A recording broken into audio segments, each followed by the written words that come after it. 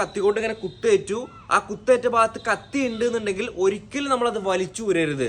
അത് ഊരിക്കഴിഞ്ഞാൽ കൂടുതൽ മുറിവാവുകയും വളരെ പെട്ടെന്ന് ബ്ലീഡിങ് സംഭവിക്കുകയും അത് കാരണം അയാൾ മരണപ്പെടാനുള്ള സാധ്യത വളരെ കൂടുതലാണ്.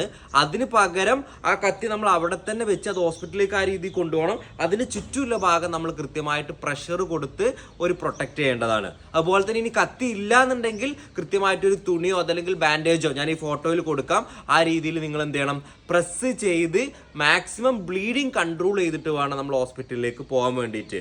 ഇനി ചെറുതായിട്ട് ബോധക്ഷയം വരുന്നുണ്ട് എന്നുണ്ടെങ്കിൽ നിർബന്ധമായിട്ടും ഈ രീതിയിൽ ചെരിച്ച് വേണം നമ്മൾ കടത്താൻ വേണ്ടിയിട്ട്.